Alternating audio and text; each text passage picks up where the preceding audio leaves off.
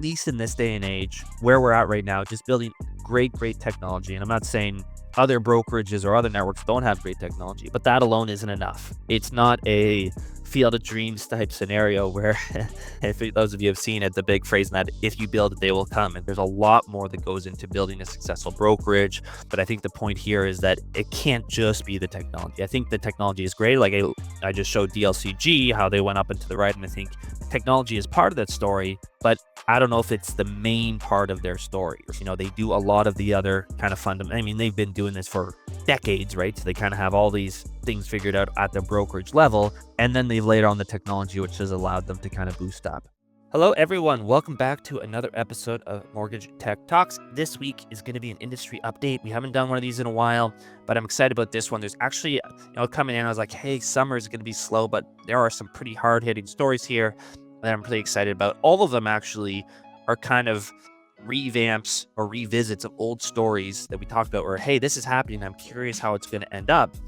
And now we're kind of seeing the effects of those things earlier. So actually, all three stories I cover actually references old stories to say, hey, we identified this earlier. Now we're actually seeing what happened based on those old stories. So it's a cool one. We talk a little bit about new technology, new launches, movements in the markets even, and personnel changes and things like that. So a lot of interesting things here. I think you're going to like it. We'll see you on the other side. Hello, everyone. Welcome back. We got a lot to cover in this episode, so I'm going to go ahead and get right into it here. Just, I guess, a warning up front here. This one probably I'll have a bit more maybe screen shares than normal. So if you are listening to this in the car or something like that, I'm going to try and explain it as best I can. If you are on your computer or something, I do recommend maybe jumping over to our YouTube channel, checking it out there. It might be a little bit easier to follow along, but I'll do my best just audio. But let's get into it here. So the first story that I want to talk about in this industry update is a piece that M3 Tech released through CMP magazine. Basically, the title of the article is M3 Tech marks 8 months of CIO Jerry Lowe's leadership. So this is something we talked about in previous episodes, but if you missed that or you just didn't hear the news, Jerry used to be part of a different part of M3, stepped into the CIO, leading the tech group there. And this is just an article basically saying, hey, we've been there 8 months. They've obviously probably put a couple dollars behind it, a bit of publicity makes sense for them, of course. And in this article here, I'll share my screen. I'm not going to read the whole thing because I think that there's quite a lot to it. But basically, yeah, more or less just kind of talks about how, yep, he's been here and he's been driving innovation and efficiency for mortgage brokers. But the big thing that I want to talk about in this specific article, it's actually here right in the subline, is the broker first technology, right? And I'll scroll down, I won't read it all, but yeah, broker first approach, broker feedback. These are all things. Yeah, so broker first approach here talks about their broker feedback being front and center, and then goes into some of the specific things that they do, which I won't go into all of it. So yeah, I think it's a pretty interesting thing that it came up, that it is so broker focused. And the reason that I say it's interesting, I didn't talk about it a ton on this podcast, but it kind of comes in odds a little bit with a piece that I wrote recently in Canadian Mortgage Trends. So yeah, just another publication. But in this particular article, and maybe I'll share it here again, is I'm saying, hey, basically between all the different places that a technology company like M3 Tech or Velocity or whoever else out there can focus, they have so many different customers, right? They have the borrower, they have the broker, we were just talking about, we have the brokerage, and then you have the make sure I got that right. It's the lender, broker, brokerage, and the borrower, right? So those are all the different, I guess, customers you could say you have as a technology company. And my whole thing in this article, and I'll share it quick again, just as a screen share for people who want to kind of follow along, was that of all those 4 things, because of regulation, one big trend that we're seeing, and AI adoption, another big trend we're seeing, actually, of those 4, people are more focused on the brokerage and the borrower, less so the actual lender and the broker. And I'm not going to, again, go through this whole thing and my reasons why, but long story short, it kind of comes down to, asking yourself as a broker to say, hey, why are you using the tools that you're using? Is it because these tools are very good? And I think there's part of that, but are the bigger factors that, hey, maybe your brokerage influenced you to use a certain tool, or hey, you wanted a really good borrower experience? So that's kind of my thesis there. So yeah, I guess the idea is to say, hey, are these two things contradictory and why? And I think it's fine if they are, right? I mean, two people, obviously me and then the person who wrote this article might have different opinions, and that's fine. I think it's just kind of interesting to see that. And I guess, what I'd say, maybe the cynical approach might be like, hey, maybe they actually agree. I don't know. Maybe not. With my thesis, hey, it's actually more about the brokerage, more about that side of things. I'm talking about M3 might agree. But yeah, the cynical idea might be, well, yeah, sure, they could agree, but they want to appear as if they're broker first. It's much more of a marketing thing to maybe use this as a recruiting tool. I don't know. So I tend to not give too much credence to my cynical ideas, but I think I'd give much more to the data. And so what I guess I'd be interested in seeing for this is, okay, clearly they're making a bet. They're trying to be broker first. That's great. I'd love to understand maybe adoption metrics, right? I mean, in this article, they talk about not so much adoption. They do say, hey, users are reporting reductions in deal processing time up to 40%. That's great, sure.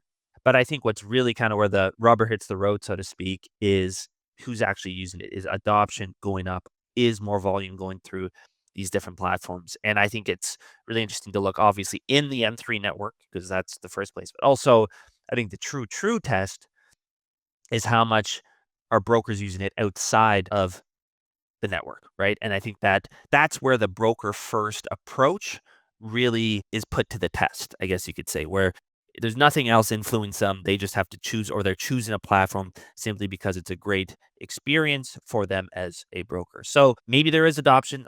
I'm not saying there's not. I think for me, I guess that's just it to say, and I see these types of articles and I say, hey, I have a slightly different opinion.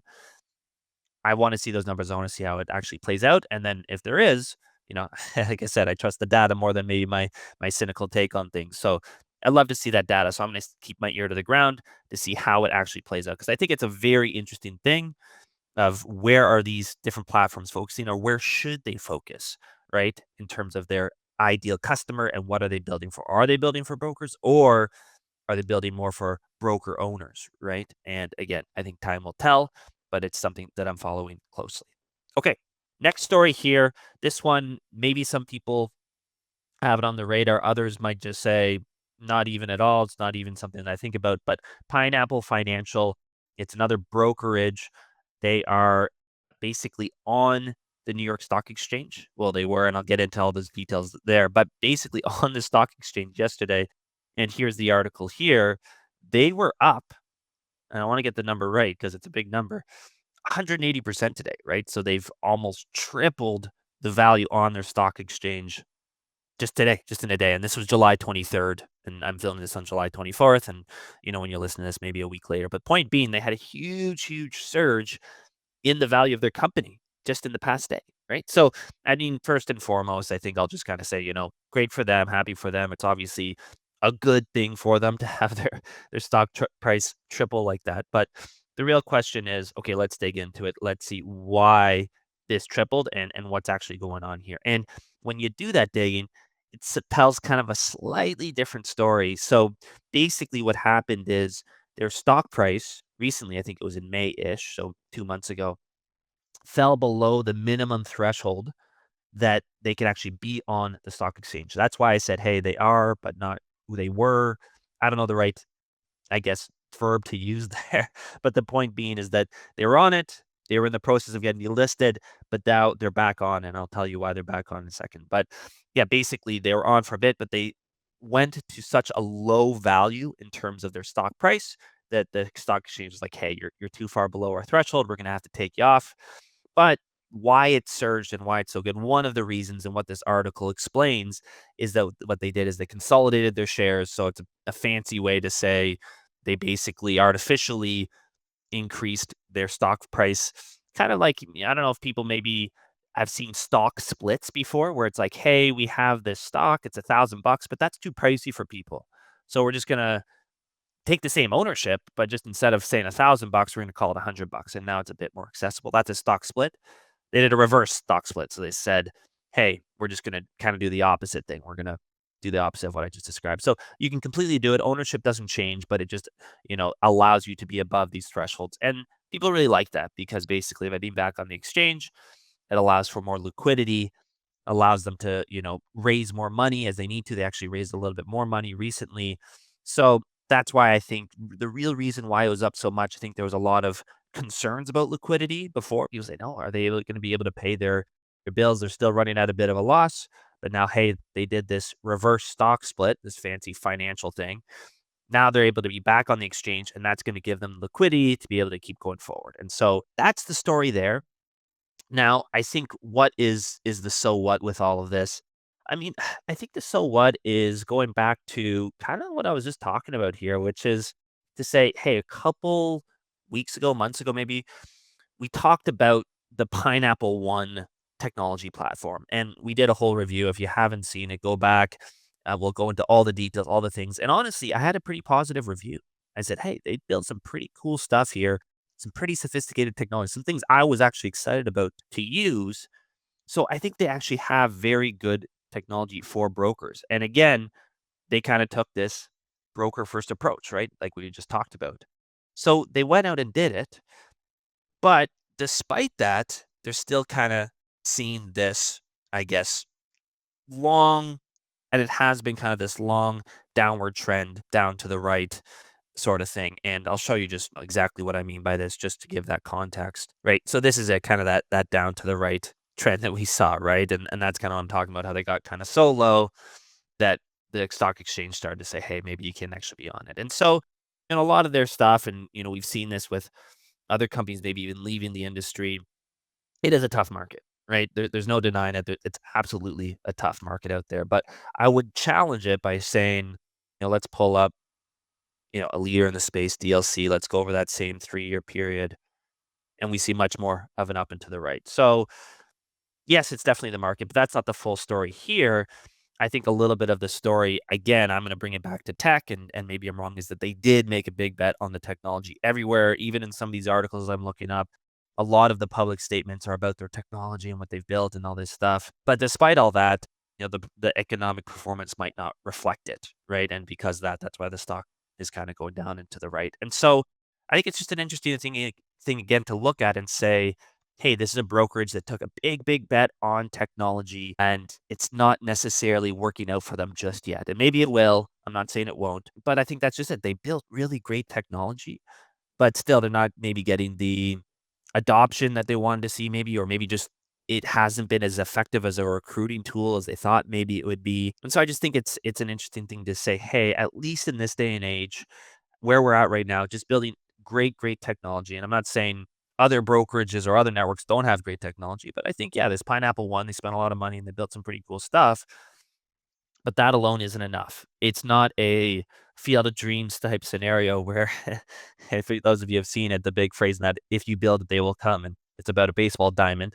So we're not talking about technology here, but it's not so much that, at least not yet in the mortgage brokering industry. There's a lot more that goes into building a successful brokerage, you know, the different resources. I'm not going to go down the full list of actually what makes a brokerage successful, but I think the point here is that it can't just be the technology. I think the technology is great. Like I just showed DLCG how they went up and to the right, and I think technology is part of that story, but I don't know if it's the main part of their story. They do a lot of the other kind of fundamental. I mean, they've been doing this for decades, right? So they kind of have all these things figured out at the brokerage level. And then they layer on the technology, which has allowed them to kind of boost up, right? And I think that maybe, and this is just one man's opinion, you can tell me I'm wrong if anyone's listening out there that knows better, that maybe Pineapple did this in reverse, right? Where they actually started on the technology side and they actually missed out on some of those more fundamentals that make the foundation. Just another kind of interesting thing where technology alone maybe isn't that. And I think for any brokerage out there, technology is a good add-on maybe, but not necessarily the foundation. But I mean, all this at the end of the day, I think this is still obviously good news story for Pineapple. I do wish them all the best. They are innovating in the space. They are building good things.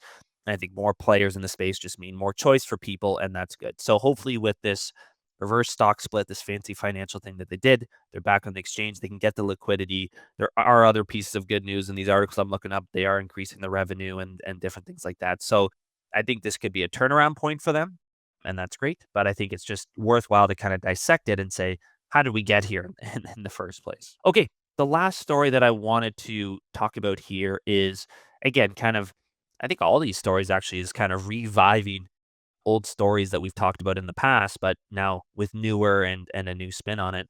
And this story that I want to talk about is just with Pine Financial. So, yeah, for those of you again, maybe who is it Pine Financial? Anyways, doesn't matter. Pine, which is one of these digital mortgage companies. And for those of you, we've covered them actually a couple times in the past. The first time we covered them is when they acquired Properly, which is a real estate website. They acquired that, and then actually more recently, they partnered with Wealthsimple to help them with their mortgages. And so in this article here, they kind of talk about both. And so I'll again share my screen quickly here, but they talk about that real estate tool, which is a revamp of the Property website and topping $1 billion in managed mortgages. So check, right? We talked about both those stories. Kind of back then, it was much more, hey, this is what they're planning to do. And now coming here, it's okay, what have they actually done? Right. And we can see here that the mortgage side of things been successful. They have a bunch of, quite a bit of volume under management. And then, the real estate tool. And actually, I want to spend a little bit of time on the real estate tool. But before I get into it, I do think it is interesting. This goes back to maybe the pineapple story where honestly, it has been a tough market. We scroll down and the final paragraph, kind of the sending off into it, has been, hey, we've been able to succeed in a market where it's been very challenging. And in just that preceding paragraph, they all want to say, hey, in the past year, some other players in the Canada's digital mortgage space, such as Questrade and Rocket, have retreated amid these tough conditions, leaving Pine and Nesto as some of the country's remaining digital mortgage players. So what's going to happen to Pine and Nesto? Are they going to go the way of Questrade and Rocket? I don't know. That's not what I want to talk about in this article, but I think it just continues, or I guess reinforces some of the stuff we are seeing with Pineapple and how I guess these different digital players are looking to differentiate. And I guess in this case, with Pine specifically, they aren't looking to make broker tools. They are actually looking to make borrower tools. So I'm not going to say I'm right because this could be just a coincidence. But if you go back again to this article that I talked about, I said, hey, what they need to focus on, what they should focus on are the broker owner and the borrower, less so the lenders and the brokers. And I would say Pine has focused on the borrower. Everything that he talked about here, including their Pine Home, which we're going to get to in a second, which is their real estate tool, is just about bringing everything together for that borrower. So they took the borrower first approach, and hey, maybe it's been okay for them. Maybe it's allowed them to succeed in a market that's been very challenging, to quote them specifically. So I think that's an interesting trend and something to pay attention to. The last thing I want to do just to wrap up, I know when they originally bought Properly, I heard from one of the guys over there that they wanted to be HouseSigma, right? And I don't know if those of you out there use HouseSigma, but it's a great platform to look up houses. So I just want to do a very quick comparison. Again, this is maybe the more screen share heavy part of it, but I picked a house. This is in Kitchener, Ontario. If those of you know Kitchener, I just kind of picked a random house. This is the HouseSigma thing. So it looks like a standard listing, pictures, how many bedrooms, how many baths, whatever. But what people really like about it is that all these extra tools here, right? And scroll through, there's a whole bunch of them. There's a cash flow analysis, a mortgage calculator, a listing popularity rating. But I think what people really like too is the estimated value, right? So they kind of say, hey, all of our machine learning, this is what we think the home's worth, and the listing history, right? And this is what I really like personally is I can actually look at this home and see what has it been listed for in the past, how many times, you know, sometimes things get relisted many times in the same couple months if they're changing prices, or even 10 years ago when it sold, you can actually see that type of data in here. So that's why I really like House Sigma. That's why I use it when I look up houses. Um, and yeah, they want to compete with this. They want to go after it. And so if I look over now on the Pine Home, I pulled up the exact same listing here, kind of the same thing ish, in the sense that, hey, you got the pictures, you have the estimate. Now they're estimating actually a little bit higher. Now this is cool because I think this actually came right from Properly. This was a lot of their technology, was these estimates. They do a little bit differently. They do kind of ranges where it could be as low as 580, but as high as 680. And they also have that property history, right, that we just talked about. Now it requires a login, and I don't have one yet, but you can see that there. But what's interesting, they start to scroll. They don't have as much. They don't have that mortgage calculator. They don't have that cash flow analysis. And when I first looked at it, I was like, well, why? I mean, that's, if I'm a mortgage company, ultimately, at least that's where I started. wouldn't you want the mortgage calculator there? Wouldn't that be useful? Or the cash flow analysis if you're trying to deal with, I guess, investor type clients? But then I thought about it and I said, hey, for me and my use of it, I really actually don't use that. I don't scroll that far down and do the mortgage calculators. A lot of times I just have my own calculation or I go to TD because a lot of times the rate is wrong, whatever. And so, and again, what I really like is the listing history. So I think it's a really good lesson in, well, two things. One is just good product management, right? When you're trying to come to market, take on a big player, there's 1,000 features you could copy. And if you try to do all 1,000, none of them are going to be that good. It's going to be a little bit of Frankenstein. It's going to be rushed, or maybe you'll just never release it. But they clearly understood the market extremely well, understood that estimate and the listing history is really what people care about. At least that's what I do. And I think it shows. And that's what they focused on. That's what they prioritized. And that's what they built. And the second lesson is the one I just talked about, right? Where it's about being borrower/consumer centric, right? For them and saying, hey, I'd love to have a mortgage calculator there because then they can click one button and they can come over and they can buy a mortgage with me. That's great for my business, I guess, but is it going to clutter things? And if I just had a mortgage calculator and not the property listing, like if I prioritize that, would people even actually use my website? So I think it was, I think they actually chose the right path to take, which is focus on the consumer, get people actually using it, and then you can layer in. This popped into my head. I just watched a video from Eric Schmidt, who used to be the CEO of Google, and that was his whole thing. He's like, I don't care what you do, try to get a bunch of people, a bunch of users paying attention to you, and you can monetize that a million different ways. He's like, attention and actually getting users interacting with your platform is the most important thing.